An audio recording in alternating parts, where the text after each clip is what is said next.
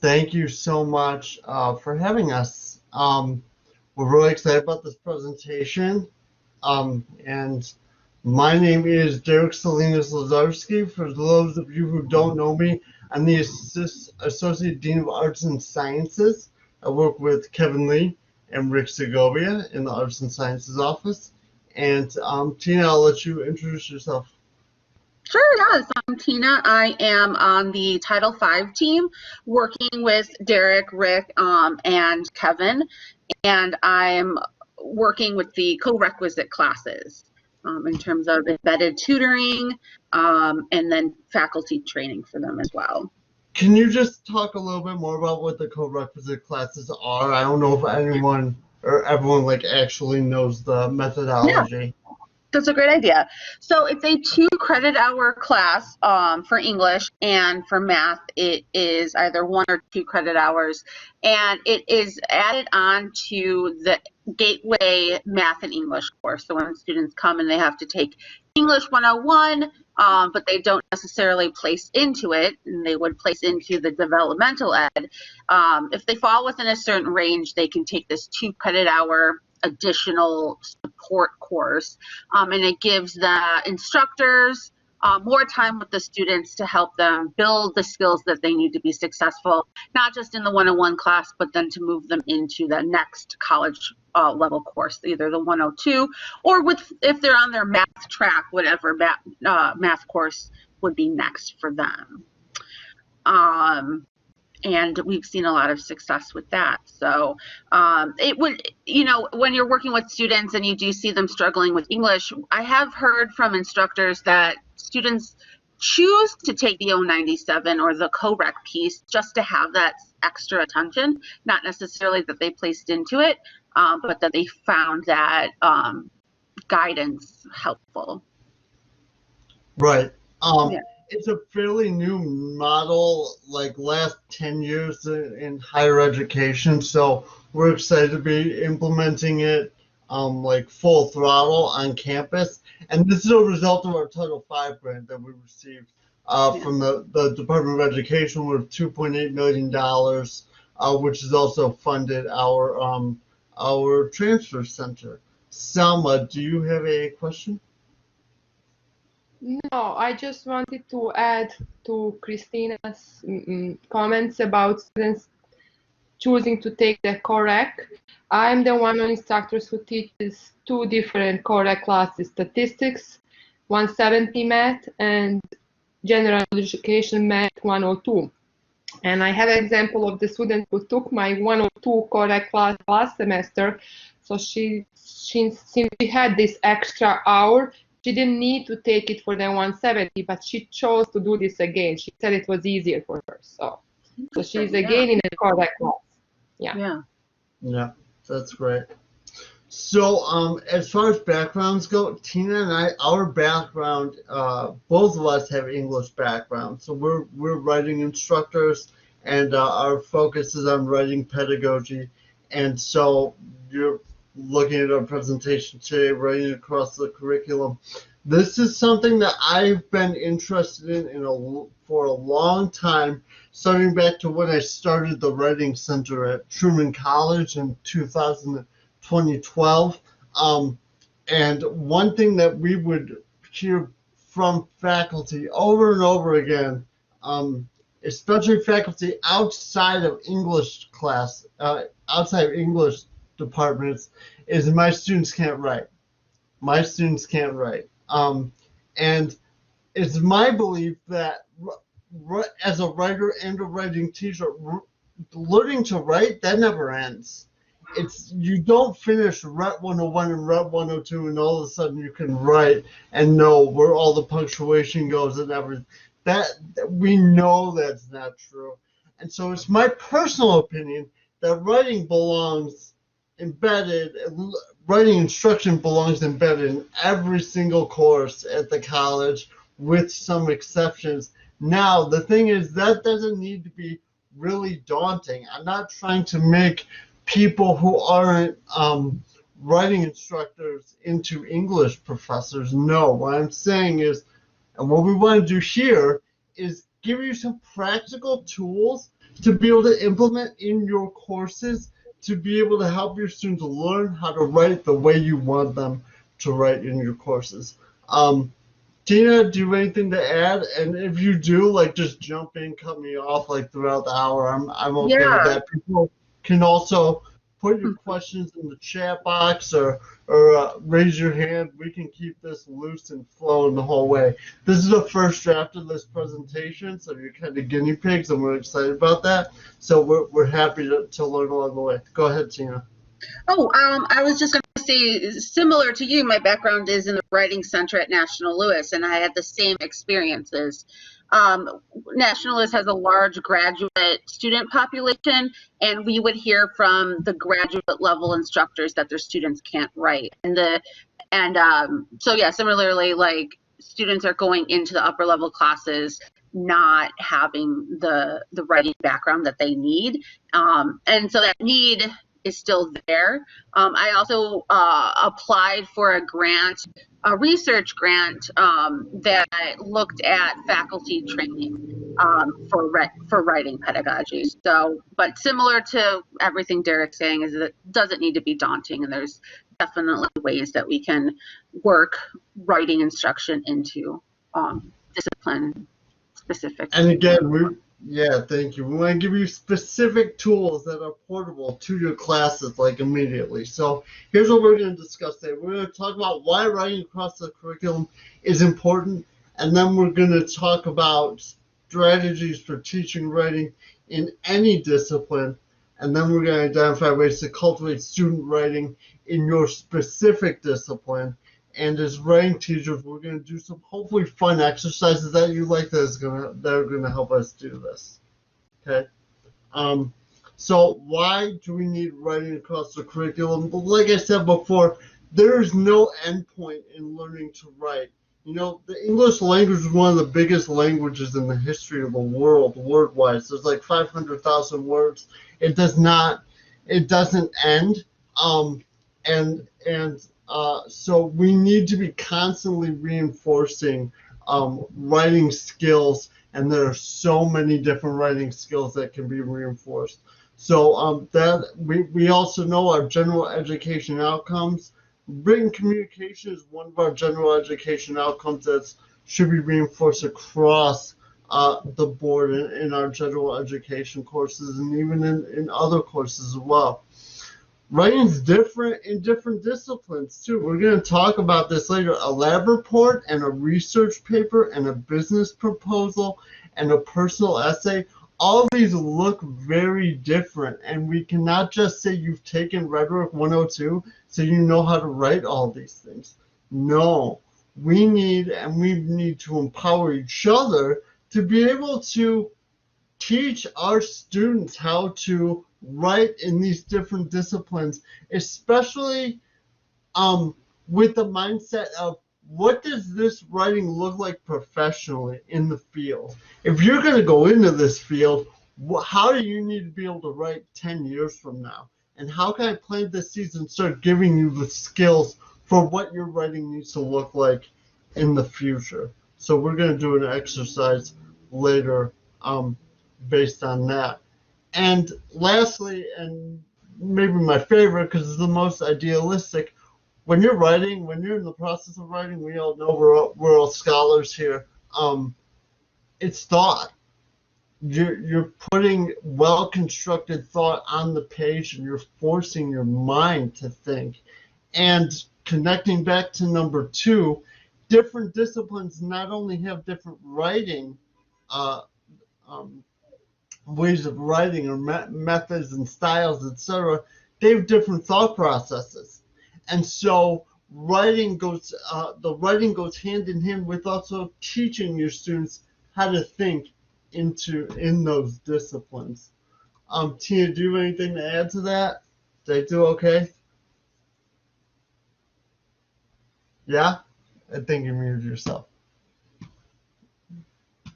Yes, yeah, definitely. Yeah, good. Okay, so here's what I want to know. Can you either put in the chat or actually, everyone write in the chat right now. Can we get a feel? What disciplines do you teach? I want to see your disciplines.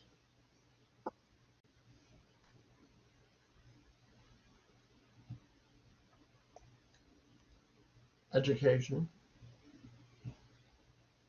soc.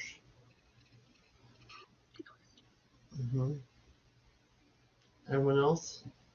Yes, I know we were a math teacher.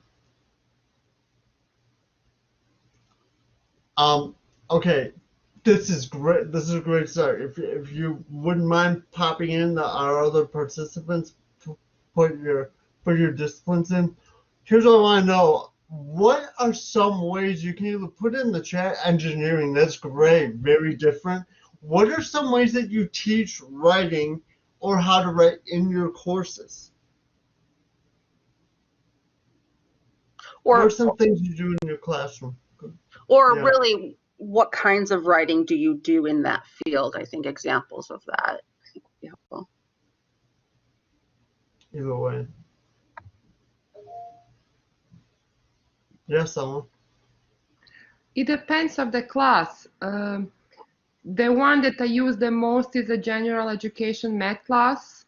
So I have a project that students have to create a resume, first research about the mathematician they want to pretend to be, to create a cover letter resume, something that will help them in the future. Of course, they are not going to apply for the math related fields, but at least they'll prepare them. So I ask them to write something about that. That's great. So it sounds like they do kind of a research paper and they're writing a cover letter, which are two very different types of writing. We've got critical thinking essays, an article review, philosophy of teaching. Right there, Angela, those three things are very and then lesson plans are very different. So you've got four very different types of writing in an education class. And then, in an engineering class, you're looking at essay answers. Yeah. So because you assign these writing assignments, what classroom activities or exercises do you do to help teach your students how to write them?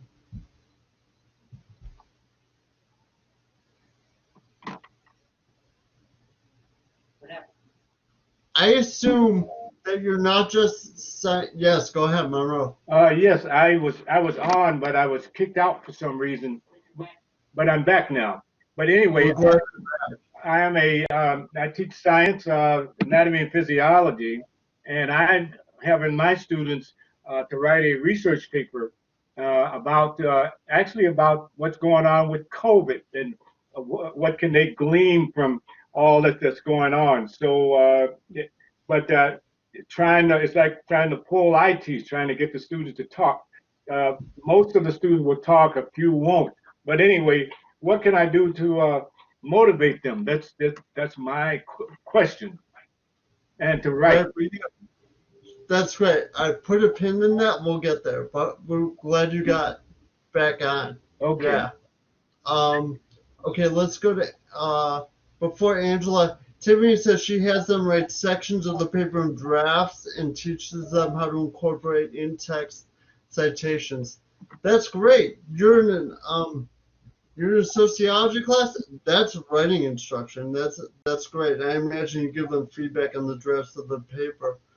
Angela, what kinds of writing instruction do you do for all the various types of writing they do in an ed class? Yes. I'm kind of guilty with the essays of not really walking them through. I have explicit directions for each essay and I give them rubrics that I follow.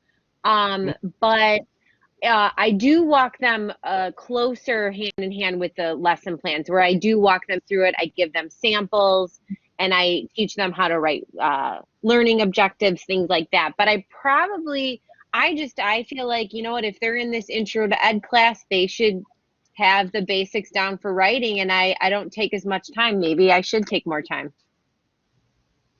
That is the thesis of our presentation here today. Yeah, I bet. Yes, you should. However, I think you can do it in a way, and we have some strategies here. You can do it in a way where you're not taking that much, if any, time away from the content instruction as well.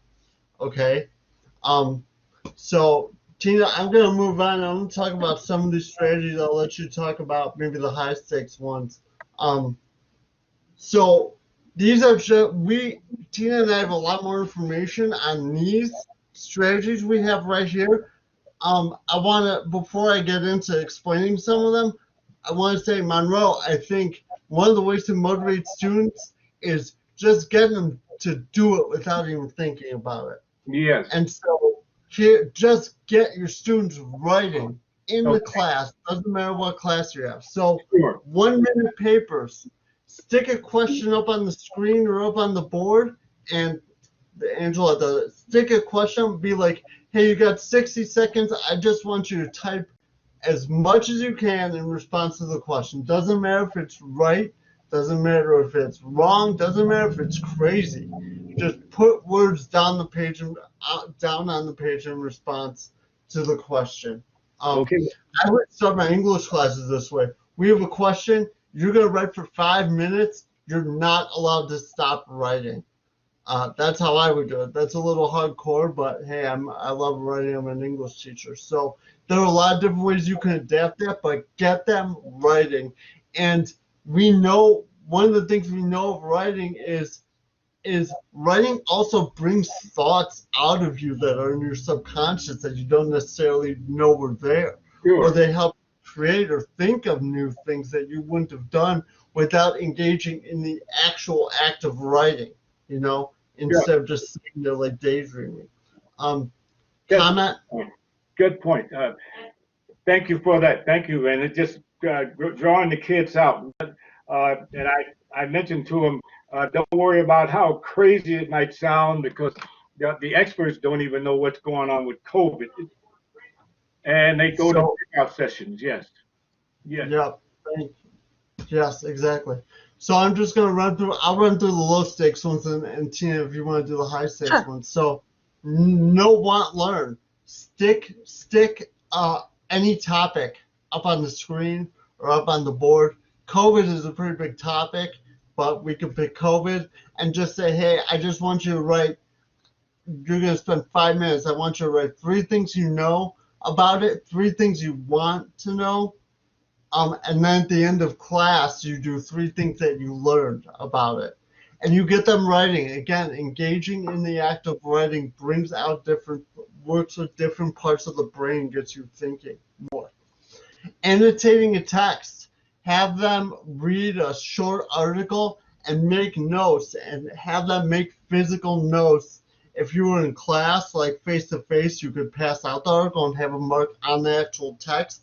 But, remotely, you can put it on the screen or email it to them and have them write in their notebook and tell them, I want you physically writing, or I want you typing in an email. Write, pair, share. So this is a modification on the think, pair, share, where you put a question up and you have students think about the question for 1 or 2 minutes. Then they pair off and talk about the question together. Then they share it out for the entire class. The pairs share what they talked about.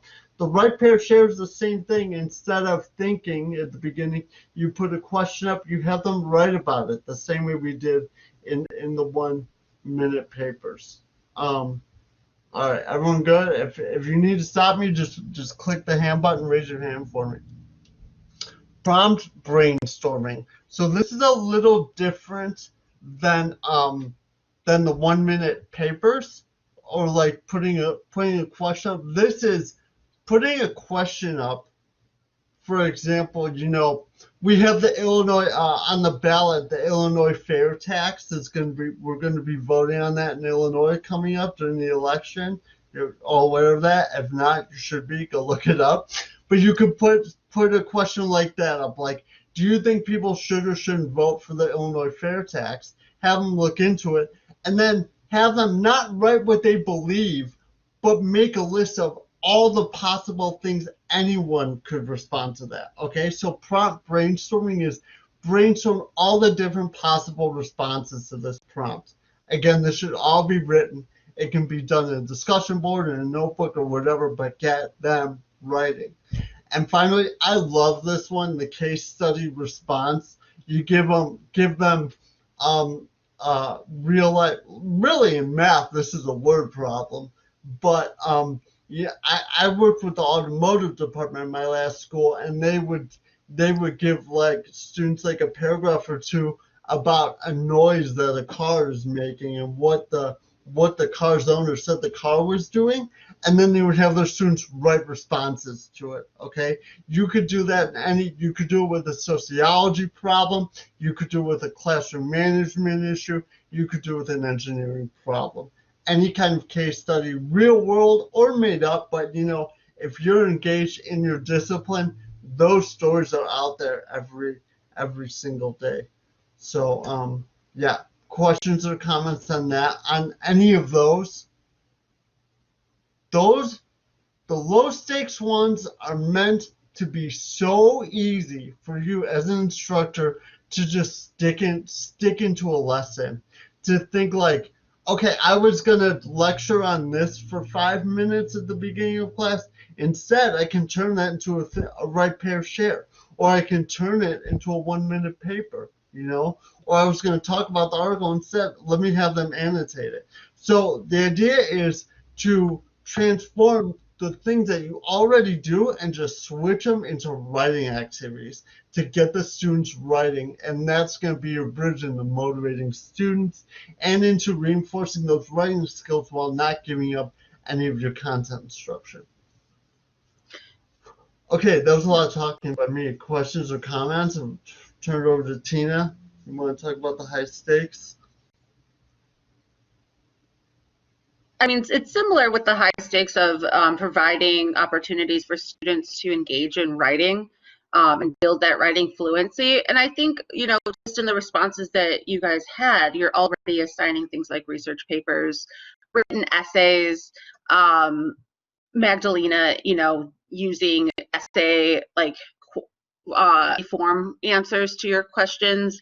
I think that it is a little bit harder though than a multiple choice test in terms of these summative assessments at the ends of units and at the end of the term, but the payoff is a lot bigger because you're getting students to use the information that you've been asking them to learn across a number of weeks.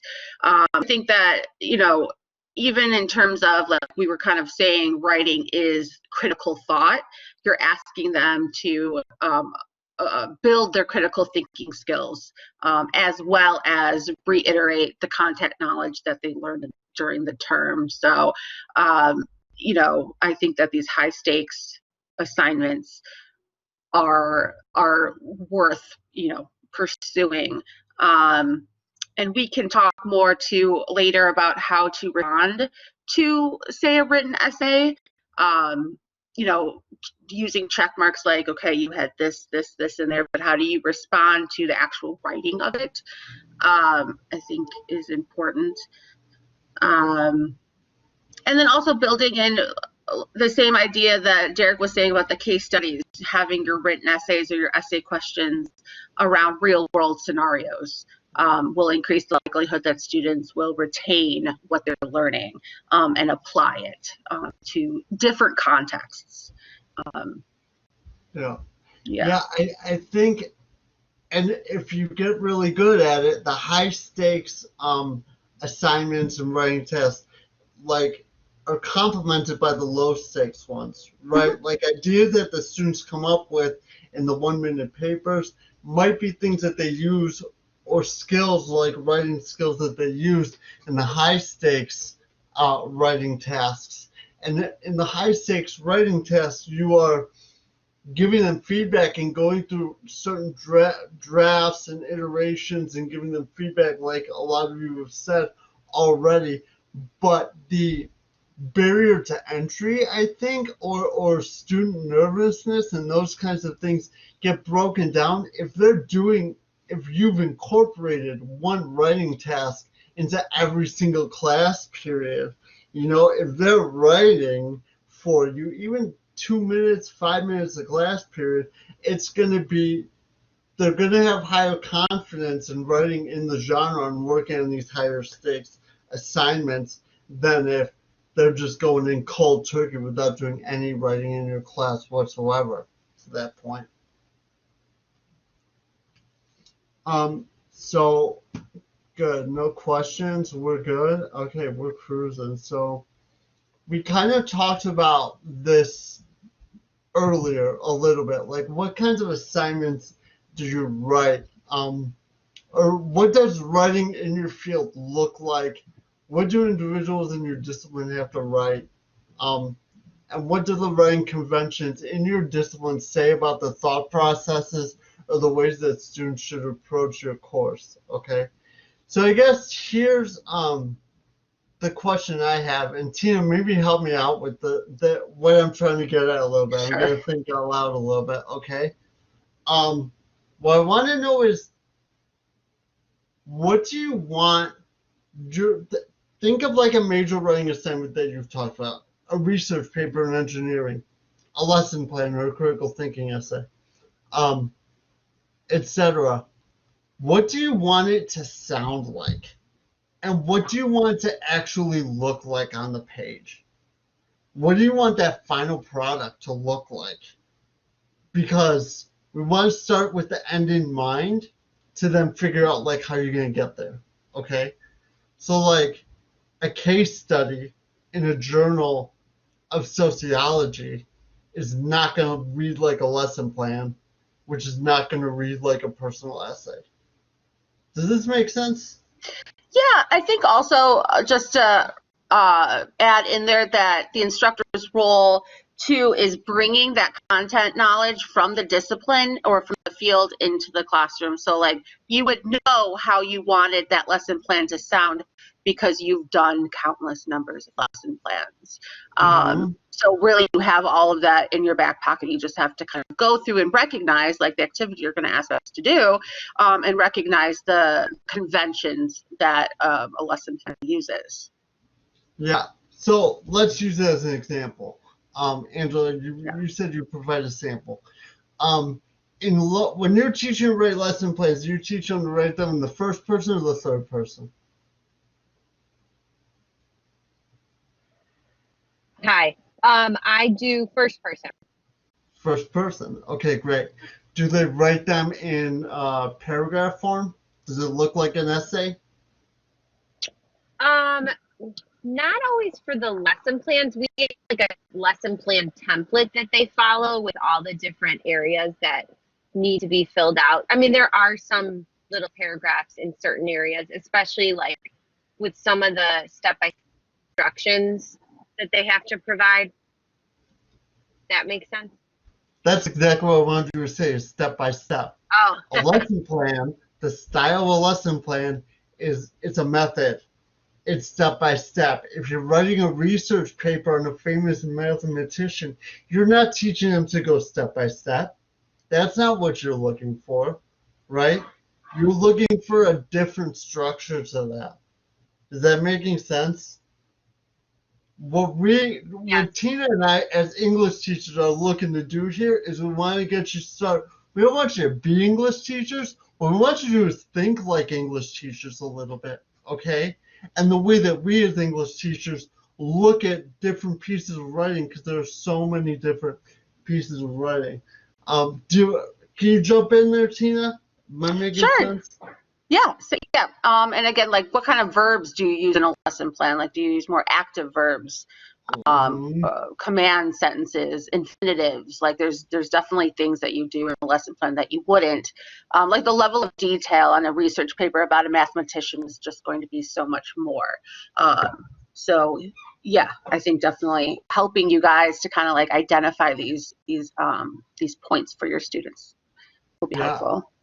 So. Yes. So Tina and I, is this next slide going to be overwhelming? I'm not sure. These are some of the things that we as English teachers look for. Okay. So we want to bring you into our world a little bit and teach you about textual analysis. That's what I was getting at. Analyzing what does your piece of writing look like? What do the samples that you give your students look like? And how do you break those samples down for your students to say, I'm looking for X, Y, and Z. In a lesson plan, I'm looking for a step-by-step process that's very logical. In this research paper, I am looking at the major accomplishments of this mathematician's life, okay? And I want one paragraph on each and the contributions to the field. So here we have, these are just a few of many different aspects of style, writing style, that you can talk to your students about. Word choice, okay? What kinds of words are you using? Are they more scholarly? Are they more pedestrian? Do you want them to use lots of specific terminology from your field? Do you have specific vocabulary that you need to teach them and teach them how to use? Word choices, we could go on and on about word choice. Tone of voice. Tone of voice is going to be different in a lesson plan, which is going to be way more, or you said first person, Angela writes in first person. It's going to sound different than a research paper in engineering, which is probably going to be way more stripped down, no emotion at all, etc. Okay. Here, I'll do the top two rows, Tina, if you want to do the bottom two. Does that Sure, work? yeah. Mm-hmm. Yeah, okay. Command verbs. So what verbs are you using and where are those verbs being used in the sentence? Again, specific disciplines have specific verbs. I can think of sciences, looking at Monroe, thinking of sciences, verbs are very important, especially in lab reports, things like that. Sentence length. Sentence length. Do you want lots of commas in your sentences? Do you not? Does it matter to you? Sometimes there are very specific ways that sentences should be written. I'm thinking of like philosophy papers, etc. And sentence rhythm. Are you varying the lengths of the sentences? Do the sentences sound clunky or not? Or is there a specific way the sentences are written in your discipline? Along with that, paragraph length. So for example, if you read a news article on the Chicago Tribune, those paragraphs today are 2 sentences long. Bam, bam, bam, bam, bam, all the way down. In a research paper, you're looking at a paragraph that has about 8 to 10 sentences in it. I would say in a lesson plan, there's certain types of essays that your paragraphs are going to be about 5 to 7 sentences. So there is no right or wrong. What it is what is your discipline, and how can you analyze your own discipline to then relay that information to your students? So to continue that with point of view, identifying what point of view you should use for your specific writing assignment. First person, like Angela was saying, in terms of the lesson plans. Third person, though, with research assignments, will give it a more objective tone. Also, though, I see the use of second person being important when giving instructions. Like oftentimes when you're writing technical instructions, you'll say like, you should turn the knob before opening the door. You kind of give it that command onto that reader that they should do something. Sentence construction, for example, how your sentences are constructed. Are they simple sentences, compound sentences, or complex sentences? If you're doing a lab and you're writing instructions for the lab, you're not going to want to have a lot of complex sentences. You'll want them to be more simple. So whatever the case is, again, just identifying what you want the students to use on that assignment. Differentiating between active and passive voice is really helpful. You hear it all the time when you're reading and writing, an active voice versus a passive, but whenever I present this to students, they're like, oh, that's what that is, where I'm using more active verbs versus passive. Derek, did you raise your hand? I did. I just want to jump in for a great example. I remember the chemistry class I took in undergrad, which I hated and barely passed. Writing lab reports at the college level correct me if I'm wrong, but I believe you write in passive voice, and a lot of times you put the verb at the beginning of the sentence, and you never use first person.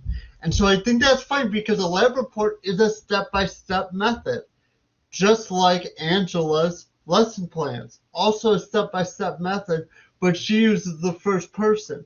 It's going to be an active voice. So even in those two situations, you've got two different step-by-step methods, but in chemistry, you write in passive voice with no first person, and in education for a lesson plan, you write in active voice with first person. Those kinds of things we want you to think about. Thanks for letting me jump in, Tina. Oh yeah, no problem. And so looking at the use of adjectives and adverbs, do you want to strip away extra wording by eliminating the use of adjectives or adverbs, or do you want to add that in? Coming from a creative writing background, I use adjectives and adverbs all the time. But if you're trying to have students to eliminate wordiness or any sort of redundancy, you want to call attention to their use of adjectives and adverbs in their sentences. For the use of questions, I guess this kind of, Derek, you can tell me more what you meant by putting on the use of questions. I kind of see that along with the headings and lists, where maybe in a paper or whatever assignment you would use a question as a heading. Is that kind of what you meant? I meant using like a question like using questions in an actual paper. So, like they don't come up very often, but you can use a question like in a research paper to get someone's attention or to, create a stylistic effect, etc., things like that. It's the kind of thing that if, for example, if you read a lot of Martin Luther King Jr.'s work, he uses a lot of questions in his sermons. And that kind of writing. That's what I meant. Oh, yes. Yeah, definitely. I do that too. I use a lot of questions. But then I can see also like in a more technical environment, you might, whatever discipline, they might not suggest using questions. They might say, well, answer that question. Don't ask it. Mm-hmm. So, there's so much beyond what our content knowledge is too. It's really up to the instructors in that field to tell us what conventions they use.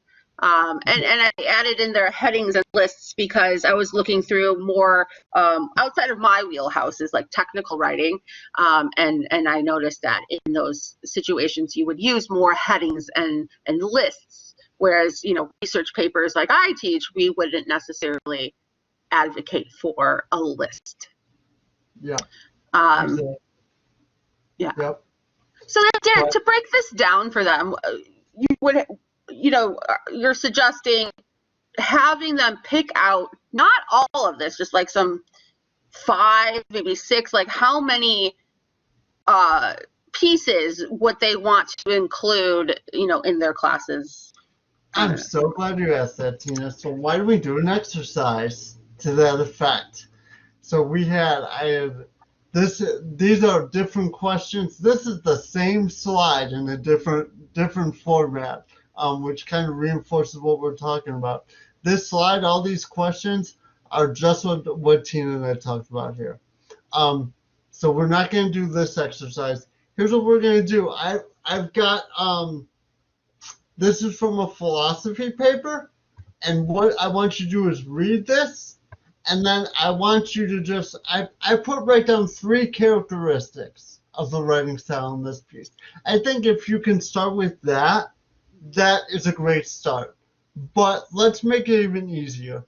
Read this piece, and then put in the chat one thing about the writing style, anything that we talked about, sentence length, paragraph construction, word choice, etc., that you noticed about this writing. So we'll do like 3 minutes, 2 minutes.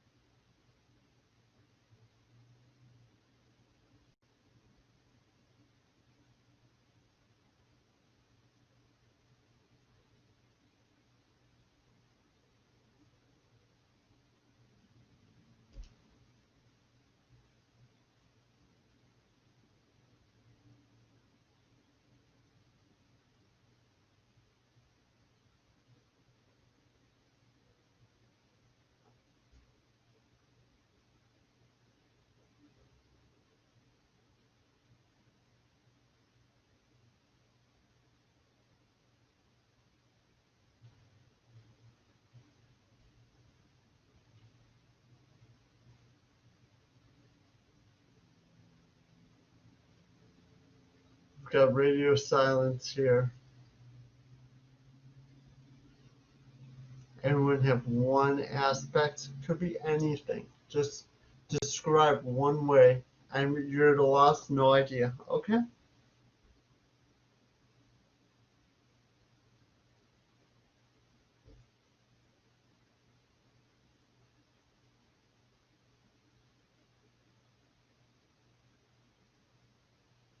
Tina, do you have some ideas? I'm sure Yeah, you do. so I noted down like the sequence of events. So using things like second, first, finally in his paper, kind of use of transitions. Yeah, it leads you through the paragraph.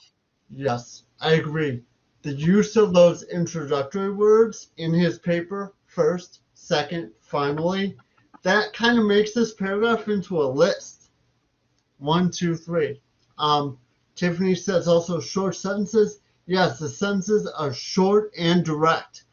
Finis cites Aquinas' 3 criteria for entering a just war. There's no comma, like other than the introductory element, there are no commas. It gets to the point. It's not talking about the writer's feelings. It's not using first person. This is all third person. So we could say a philosophy paper wants to write, and I'm just making this up based on this. I want you to take this idea to your own disciplines.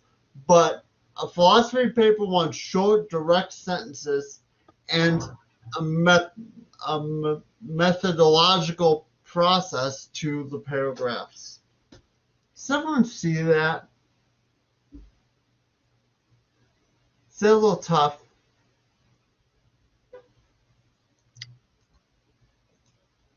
What was your question? Do we see the things like Oh. short, direct sentences, introductory words, and having it be like a list? Also, what I don't know what this would be called when you say one must, like you're evoking this like other one, you know? Yeah, that's great. That's Yeah, kind that's of also like, full. that's a great point, Tina. That's a word choice. That's like, and that sounds to me like a philosophy paper, Me too. right? Mm-hmm. It sounds like Socrates are talking to, yeah, because it's evoking this kind of like hypothetical that everyone should follow. Yeah. And that's something that we do in philosophy when we're talking about ideas. You know, it's not something that you would do in a lab report. You wouldn't say one must light the Bunsen burner, Yeah. right? You wouldn't. That's the point I'm making. You use different words in different disciplines. So that's good. Okay, I get it. This can be tricky. Let's try one more, okay? So this is different. Just give us any of your thoughts. Any of your thoughts on this one.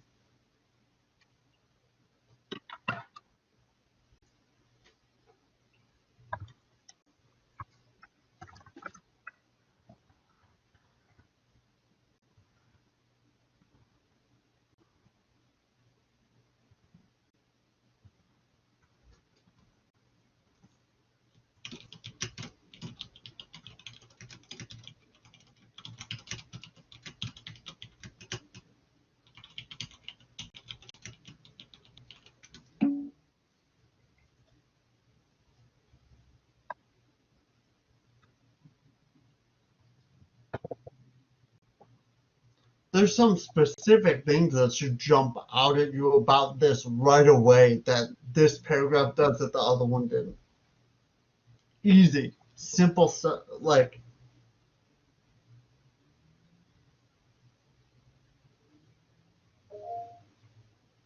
yeah, Monroe.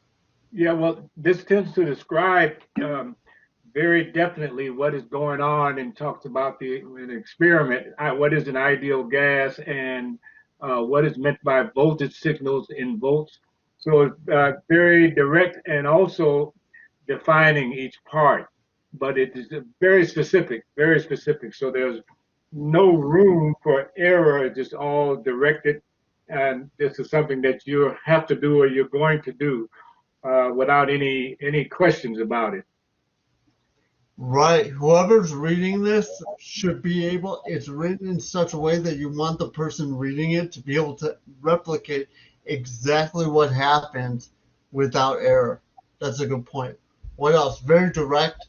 The sentences are not simple. Right. There's a lot packed into each one of these sentences. We're not just saying that Thomas Aquinas talks about war, right? There's a lot going on in each of these sentences. What else? I'm looking for, there's a couple of things that should jump out at you visually right away that the other paragraph wasn't doing.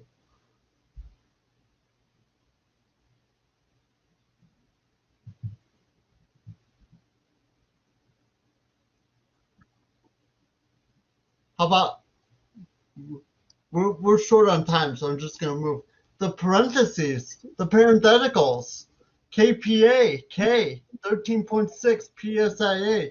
You're not doing any Latin philosophy paper. If you want that in the science lab report, you need to teach your students how to do that.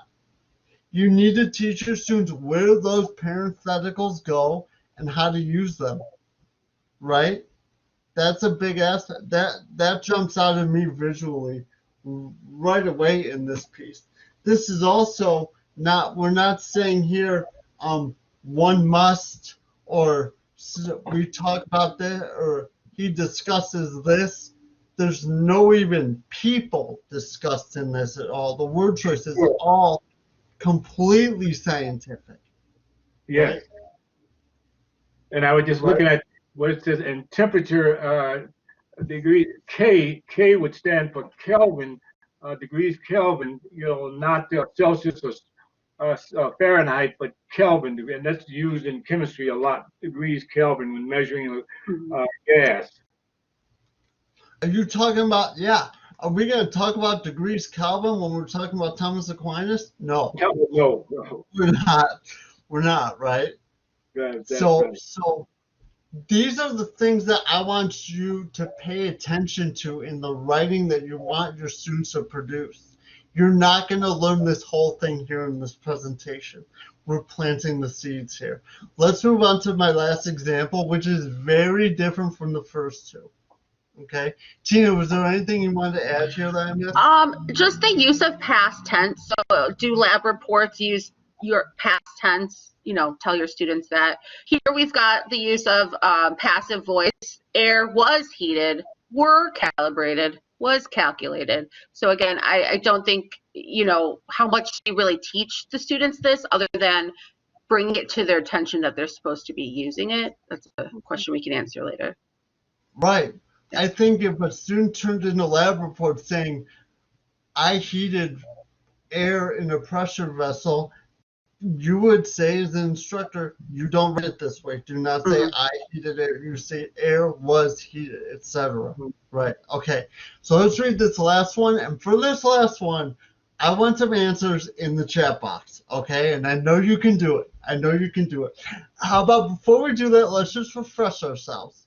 Let's refresh ourselves and go back. So we're looking at word choice, tone of voice, sentence length, first, second, third person, any of these things, okay? Ready? You can do it. I know you can. Example 3. Here we go.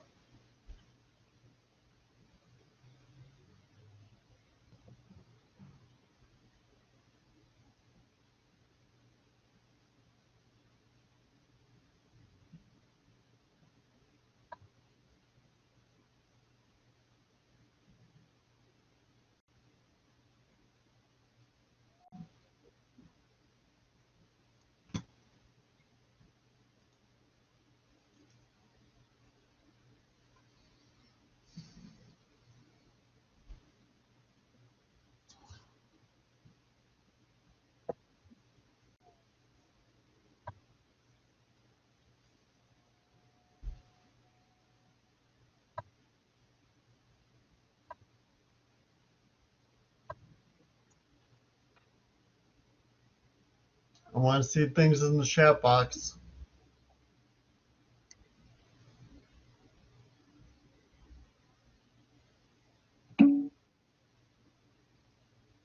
Yes. First person. Yes. Personal tone. There's no personal tone in a lab report. No. Very little in a philosophy paper. Is there one in a sociology research paper? A math research paper? I don't know. You're the professor. Do you want it there? What else do we have here?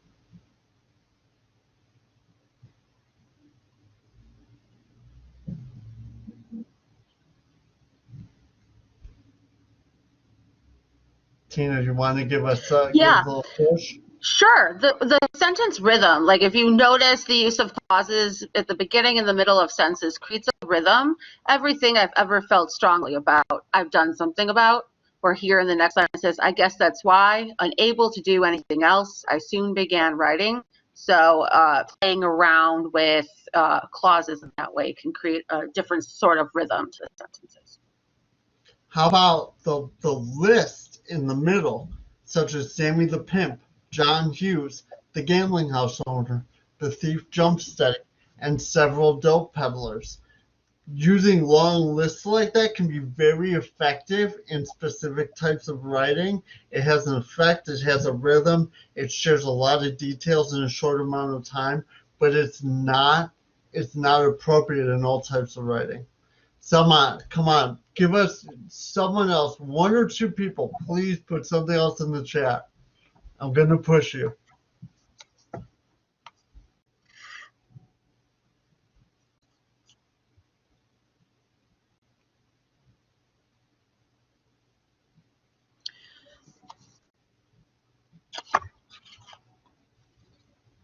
How about talking about his personal history? Talking about his personal experience. There's a time and place for personal experience, things like that. Using proper names, anything. We want you to start analyzing any aspects of the writing that you're trying to teach your students to do. Okay? And to that end, we just want to share, we'll share this slide with, I know this is not easy. I hope you found it interesting and important and pertinent to your teaching. We'll share this presentation with you so you have it as a reference. So we wanted to, I want to give Tina the last 5 minutes, but what I want you to hear after this example is think about the characteristics of the writing in your discipline, and then what are some ways that you can teach it. And Tina and I are here as a reference for you if you want to have longer conversations about this. But the ways that you teach, I think, Tina, can you talk about some of the ways that we actually want to teach this? Yeah, definitely. And if you could still keep thinking about that question of the 3 characteristics of the writing style of the writing that you used in your discipline, and post that into the chat, that would be helpful for us to kind of just see what is being used. But yeah, different ways. This kind of goes back to Angela's question about, well, do I walk students through the essay? Well, sometimes yes, sometimes maybe no. Finding those ways will depend on the class makeup. Sometimes you have classes that are really great and you know right off the bat that they don't need that direct instruction. Other times you do need to kind of lead in with a mini lesson. So this is a time after you've completed your lesson, before you move into work time, I think is a good place to put a mini lesson in of, here is what I'm expecting you to do on this essay or on this assignment. Have, X, Y, and Z characteristics, and just doing a mini lesson on what that is. Tying it back to, again, the requirements of the assessment, and then also tying it to the feedback that you're going to give them. So an example of indirect instruction would be the feedback that you provide and the comments that you give to students on their writing. What you're doing in that, the type of instruction you're doing with that, is identifying what is or isn't clear. If it is clear, don't ignore that. So I think it's easy when you're critiquing or commenting on work to just go to, here's what needs to be fixed. Here's where you need to improve, but stop and tell them what's working, what is clear, because they might not know that. So it's a learning moment for them to know what they're doing well. And then also going into making suggestions of how to communicate clearly. And then I think a lot has to be said, like you'll have to do a lot of referring students to outside resources. So just having like a menu or your go-to places to refer students where they can find more information on that point that you're trying to get them to do. And I always add in there, seek out the help of the Writing Center, just because, you know, that's my background. So I always throw that in there. And also, you know, putting these comments about students writing really does inspire them and prompts them to want to continue their writing journey. And it also prompts them to pursue independent learning tasks, because they're not going to, you know, they're going to have to do some of this work on their own. So on this next slide, I provided some resources that I think are really good ones to refer students to. You may have heard about Purdue OWL Writing Lab. That might be like a good go-to for you. Recently, though, I've been using more of the OWL Excelsior website.